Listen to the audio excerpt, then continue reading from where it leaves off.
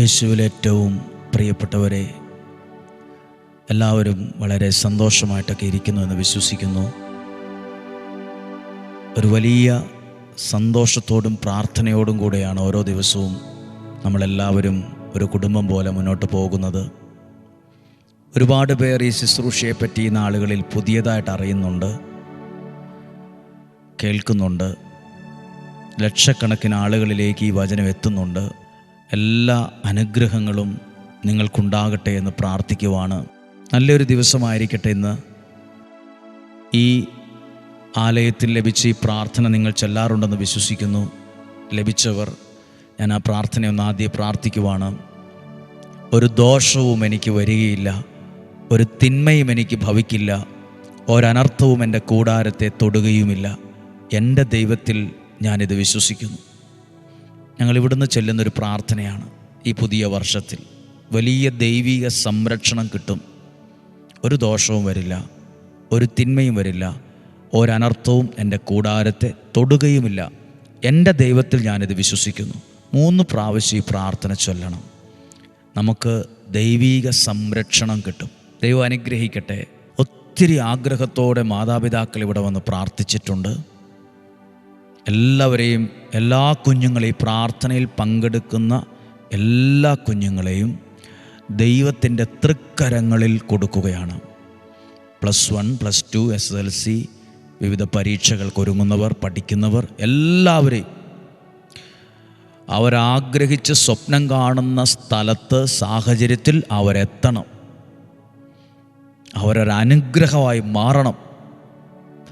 അവരെ ഓർത്ത് മാതാപിതാക്കൾക്ക് ആനന്ദിക്കാൻ, സന്തോഷിക്കാൻ, അഭിമാനിക്കാൻ ഇടവരണം.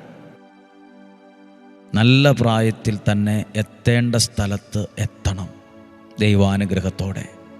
അതിനുവേണ്ടി പ്രാർത്ഥിക്കുന്നു. മനസ്സുകൊണ്ട് ആഗ്രഹിച്ച് ദൈവകരങ്ങളിൽ ഏൽപ്പിച്ച് പ്രാർത്ഥിക്കുന്നു. പ്രിയപ്പെട്ടവരെ, ഇന്ന് ഈ വചനം നമ്മൾ കേൾക്കുമ്പോൾ നമുക്ക് ഈ വചനത്തിലൂടെ നമുക്ക് ആവശ്യമായതെല്ലാം ദൈവം തരും. നമ്മൾ കഴിക്കുന്ന ഭക്ഷണത്തിലൂടെയാണ് നമുക്കാവശ്യമായ വൈറ്റമിൻസ്, പോഷകങ്ങൾ എല്ലാം നമുക്ക് കിട്ടുന്നത്. ഞാൻ 1-2 കാര്യങ്ങൾ മനസ്സിലാക്കി നിങ്ങളോട് പറയുകയാണ്. ഇപ്പോൾ ഒരാളുടെ ശരീരത്ത് വൈറ്റമിൻ എ ആവശ്യമാണ്. അപ്പോൾ അതിനുവേണ്ടി കഴിക്കേണ്ട ഭക്ഷണമാണ് ക്യാരറ്റ്, പപ്പായ ഒക്കെ. വൈറ്റമിൻ സി ആവശ്യമാണ്, പ്രധാനപ്പെട്ടതാണ് വൈറ്റമിൻ സി. അതിനുവേണ്ടി എന്ത് ഭക്ഷണം കഴിക്കണം? ഓറഞ്ച് അല്ലെങ്കിൽ പേരയ്ക്ക, ഇതൊക്കെ കഴിക്കണം. വൈറ്റമിൻ ഡി ആവശ്യമാണ് നമ്മുടെ ശരീരത്ത്. വൈറ്റമിൻ ഡി അത് ഏതെല്ലാം ഭക്ഷണത്തിലാണ് ഉൾപ്പെടുത്തിയിരിക്കുന്നത്? ഉള്ളത് പാലിലും മീനിലും മുട്ടയിലും ഒക്കെ വൈറ്റമിൻ ഡി ഉണ്ട്. ഇങ്ങനെ പറയാൻ ഒത്തിരിയുണ്ട്. ഇതെല്ലാം ഓരോ ഭക്ഷണത്തിനകത്തും നമ്മുടെ ശരീരത്തിന് ആവശ്യമായ വൈറ്റമിൻസ് ഉണ്ട്. ഇതിലെവിടെയെങ്കിലും കുറവ് വന്നാൽ അത് ആരോഗ്യത്തെയൊക്കെ ബാധിക്കും. നമ്മൾ പറയില്ലേ, ഡോക്ടർമാർ പറയും നിങ്ങളുടെ ശരീരത്ത് വൈറ്റമിൻ സിയുടെ കുറവുണ്ട്, വൈറ്റമിൻ എയുടെ കുറവുണ്ട്, വൈറ്റമിൻ ബിയുടെ കുറവുണ്ട്, ഇന്ന ഭക്ഷണം കൂടുതലായിട്ട് കഴിക്കണം. ചില ഭക്ഷണത്തിനകത്താണ് നമുക്കുള്ള വൈറ്റമിൻസ് ഉള്ളതുപോലെ നമ്മൾ കേൾക്കുന്ന ഈ വചനത്തിനകത്ത് ഒരു മനുഷ്യന് ആവശ്യമായ എല്ലാ അനുഗ്രഹമുണ്ട്. ഓരോ വചനത്തിനകത്തും നമ്മുടെ മക്കൾക്ക്, വീടിന്, ആരോഗ്യത്തിന്, നമ്മുടെ ജീവിതത്തിന് ആവശ്യമായ എല്ലാ അനുഗ്രഹങ്ങളും ദൈവം ഈ വചനത്തിനകത്ത് നിക്ഷേപിച്ചിട്ടുണ്ട്. വിശ്വാസത്തോടെ അത് സ്വീകരിക്കുമ്പോൾ ആ അനുഗ്രഹം എൻ്റെ ജീവിതത്തിലേക്ക് വരും. മനസ്സിലായോ? ഞാൻ മനസ്സിലാകുന്നൊരു ഭാഷയിൽ അതൊന്നും നിങ്ങളുടെ അടുത്തെത്തിച്ചെന്നേ ഉള്ളൂ. ദൈവം അനുഗ്രഹിക്കട്ടെ. ഇന്ന് പ്രതീക്ഷയോടെ നമുക്ക് ഈ വചനം കേൾക്കാം. ഉൽപ്പത്തി പുസ്തകം 31-ാം അധ്യായം 13-ാമത്തെ വാക്യമാണ്. യാക്കോബ് ഒരു പ്രാർത്ഥന പ്രാർത്ഥിക്കുന്നത് എഴുതിയിട്ടുണ്ട്. ഉൽപ്പത്തി പുസ്തകം 31-ാം അധ്യായം 13-ാമത്തെ വാക്യം. നീ കൽത്തൂണിന് അഭിഷേകം ചെയ്യുകയും വ്രതമെടുക്കുകയും ചെയ്ത സ്ഥലമായ ബഥേലിലെ ദൈവമാണ് ഞാൻ. യാക്കോബിനോട് പറയുവാണ്, നീ കൽത്തൂണിന് അഭിഷേകം ചെയ്യുകയും വ്രതമെടുക്കുകയും ചെയ്തില്ലേ? അപ്പോൾ ഇതിനൊക്കെ വിലയുണ്ട്. കൽത്തൂണിന് അന്നത്തെ കാലത്ത് ഒരു പ്രാർത്ഥനാ രീതിയാണ്. കൽത്തൂണിന് അഭിഷേകം ചെയ്ത് ഉപവാസമെടുത്ത് വ്രതമെടുക്കുകയും ചെയ്ത സ്ഥലമായ ബഥേലിലെ ദൈവമാണ് ഞാൻ. എഴുന്നേറ്റ് ഇവിടം വിട്ട് നിന്റെ ചാർച്ചക്കാരുടെ നാട്ടിലേക്ക് തിരിച്ചു പോകുക. ഒരു ദൈവികമായൊരു മെസ്സേജ് യാക്കോബിനുണ്ടാവുകയാണ്. യാക്കോബ് ആരാണ്? വ്രതമെടുത്ത ആളാണ്. കൽത്തൂണിന് അഭിഷേകം ചെയ്ത് പ്രാർത്ഥിച്ചയാളാണ്. ബഥേലിലെ ദൈവം പറയുവാണ്, അല്ലെങ്കിൽ ദൈവമായ കർത്താവ് പറയുവാണ്, നീ വ്രതമെടുത്തു, നീ ഇന്നതുപോലെ പ്രാർത്ഥിച്ചു. ഒക്കെ ദൈവം ഇത് കണ്ടു എന്ന് ഓർക്കണം. നമ്മളിവിടെ ഇരുന്ന് ദൈവത്തിൻ്റെ വചനം ഇങ്ങനെ കേൾക്കുന്നത്, അല്ലെ മാതാപിതാക്കൾ മക്കളെ കൂടെ ഇരുത്തി വചനം കേൾക്കുന്നത്, പ്രാർത്ഥിക്കുന്നത് ദൈവം കാണുന്നുണ്ട്. യാക്കോബ് വിചാരിച്ചില്ല ഇതൊക്കെ ദൈവം കണ്ടു എന്ന്. ദൈവം പറയാ യാക്കോബിനോട്, നീ കൽത്തൂണിന് അഭിഷേകം ചെയ്യുകയും വ്രതമെടുക്കുകയും ചെയ്ത ഒക്കെ ഞാൻ ശ്രദ്ധിച്ചിട്ടുണ്ട്.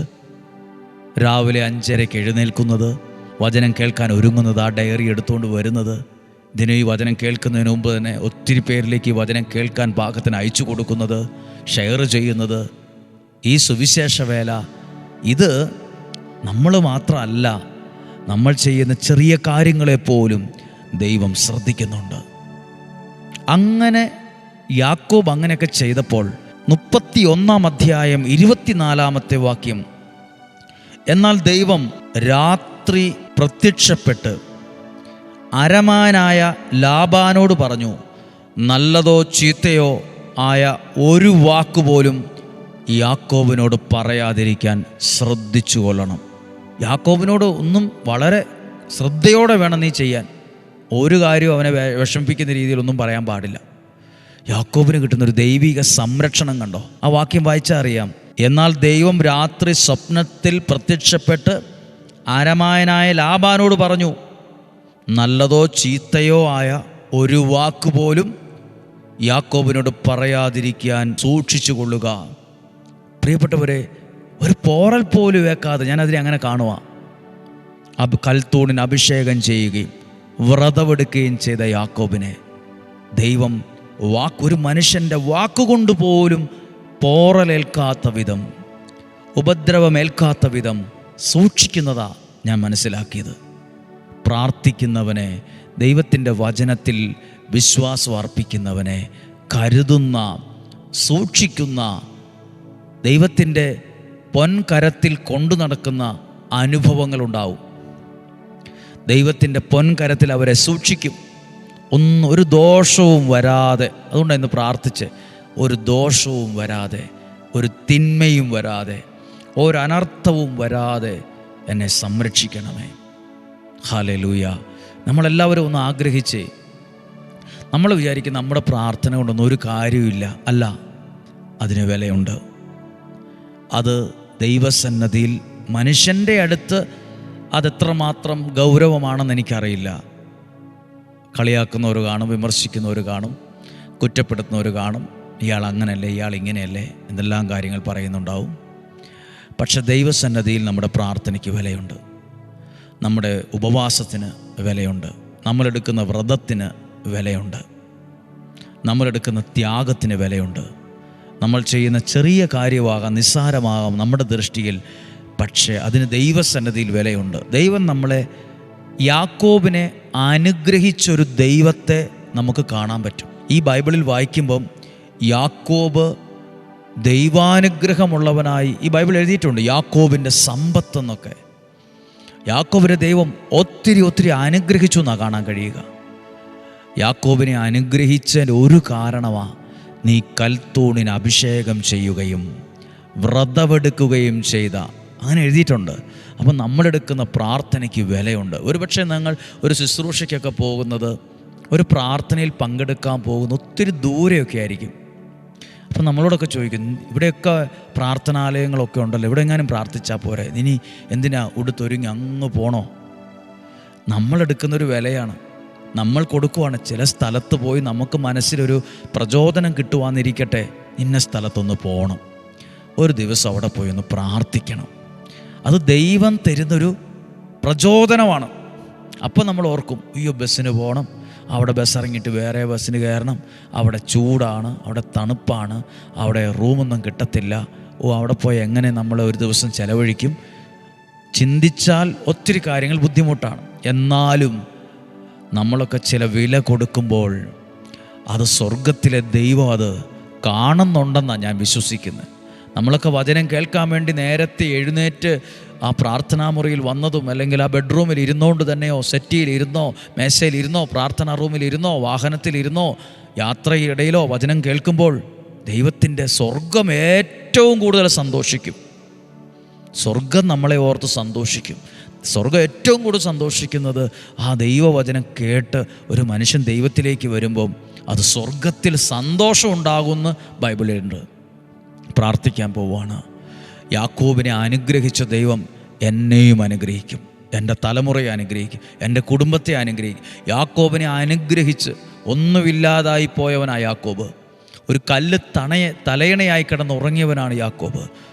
ആ യാക്കോബിനെ ഒന്നുമില്ലായ്മയെന്ന് ഉയർത്തി യാക്കോബിൻ്റെ സമ്പത്തൊന്നു വരെ, യാക്കോബിന് ഇഷ്ടം പോലെ ദൈവം സമ്പത്തിനെ കൊടുത്തു എന്ന് എഴുതി, ഒന്നുമില്ലായ്മയെന്ന് യാക്കോബിനെ എല്ലാം ഉള്ള ഒരവസ്ഥയിലേക്ക് ദൈവം ഉയർത്തിയെന്ന അനുഗ്രഹമാണ് ഇന്നത്തെ അവസ്ഥയ്ക്ക് മാറ്റം വരുത്തി മറ്റൊരാൾ അതിശയിക്കുന്ന വിധത്തിൽ ഒരു ഭാഗ്യവും ഒരു ജീവിതവും ഒരു സ്വപ്നവും ഒരു പ്രതീക്ഷയൊക്കെ തരുന്നത്.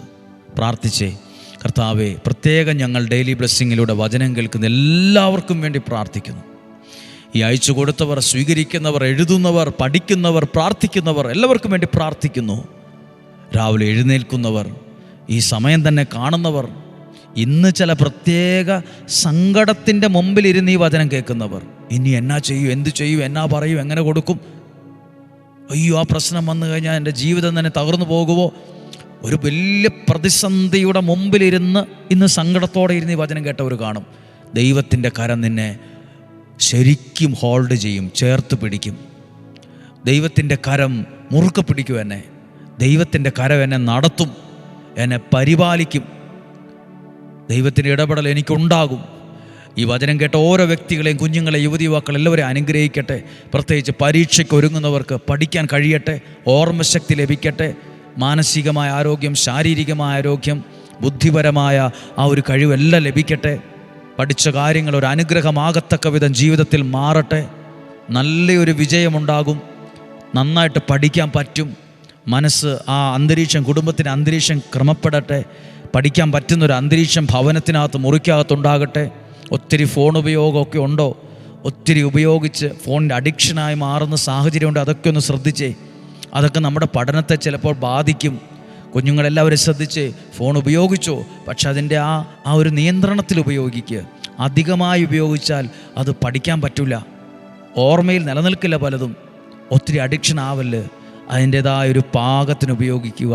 നിങ്ങൾക്ക് ഒരു നല്ല ജോലി, നല്ലൊരു ജീവിതമായി കഴിയുമ്പോൾ നിങ്ങൾക്ക് ഇഷ്ടം പോലെ ഉപയോഗിക്കാം. ഇപ്പോൾ പഠിക്കുന്ന സമയത്ത് അധികമായി ഉപയോഗിക്കാതെ ആവശ്യത്തിന് അത് ഉപയോഗിച്ച് അത് പഠിക്കാൻ നിങ്ങൾക്ക് കഴിവും പ്രാപ്തിയും ഒക്കെ ലഭിക്കട്ടെ. നിങ്ങൾ അനുഗ്രഹമാകാൻ വേണ്ടി പറഞ്ഞെന്ന് മാത്രമേ ഉള്ളൂ. നിങ്ങളുടെ ജീവിതം ഒരു നല്ലൊരു ബ്രൈറ്റ് ഫ്യൂച്ചർ എന്നൊക്കെ പറയില്ലേ, ഒരു ശോഭനമായ ഭാവി ഉണ്ടാകാൻ വേണ്ടി പ്രാർത്ഥിക്കുന്നതിൻ്റെ ഭാഗമായാണ് പറഞ്ഞത്. കുഞ്ഞുങ്ങളെ വിഷമിപ്പിക്കാനോ അല്ലെങ്കിൽ നിയന്ത്രണം കഠിനമാക്കാനൊന്നും ഉപദേശിക്കാനൊന്നും അല്ല. നിങ്ങളെ മനസ്സിലാക്കുന്നു, നിങ്ങൾക്ക് വേണ്ടി പ്രാർത്ഥിക്കുന്നു. നിങ്ങൾക്ക് നല്ല ഭാവിയുള്ള പിള്ളേരാണ്, നല്ല കഴിവുള്ള പിള്ളേരാണ്, സാമർഥ്യമുള്ളവരാണ്.